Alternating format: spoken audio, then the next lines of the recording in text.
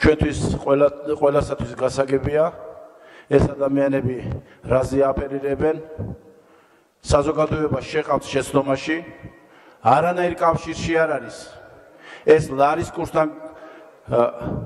გაზდაში დამერწმუნეთ თქვენ საზოგადოებას კიდევ ატყუებთ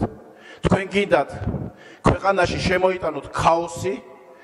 არ იყოს არანაირი კონტროლი ქვეყანაში აი ამას ახერხებთ და ამას აპირებთ თქვენ ამას ჩვენ არ დაუშვებთ ნამდვილად თქვენ ეს გინდათ და პირდაპირ კავშირში გინდათ შეიყვანოთ ეს ყველაფერი ეკონომიკასთან არავითარ კავშირში არ არის კიდევ ვიმეორებ თქვენ გინდათ უკონტროლო ქვეყანა როგორც გქონდათ ჩვენ ამას არ დაუშვებთ არანაირად ლარი ჯანსაღად რეაგირებს ჩვენ გვაქვს აი რა მაქვს ხედავობაში ჩვენ გვაქვს ისეთი ეკონომიკა როგორიც გვაქვს და როგორი გვაქვს ძალიან სუსტი ეკონომიკა გვაქვს რა თქმა უნდა სუსტი ეკონომიკა გვაქვს რა თქმა უნდა სუსტი ეკონომიკის პირობებში ვალუტა რომელიც სწორედ იქცევა ლარი და ხელისუფლებაც როგორც სწორედ არ უნდა მოიქცეს ნებისმიერი გარემოვლენები პატარა იოლად ახდენენ ზემოქმედებას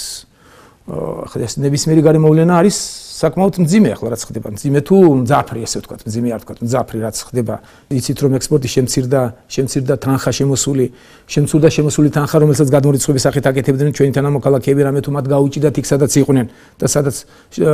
გამოიმუშავდნენ ამ თანხებს შემცირდა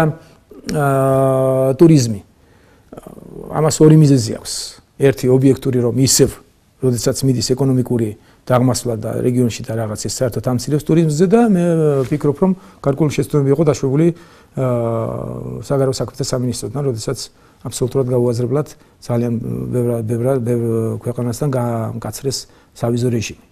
შეიძლება ჩემი წვლილიც იყოს ამაში ამ შეცდომის ეს ჩემ დროს თუ დაიწყო მე არ დამიკონკრეტებია როდის მოახდინე ხერხეს ეს მაგრამ საგარეო საქმეთა სამინისტროს გაკეთებულია და მე ვფიქრობ აქაც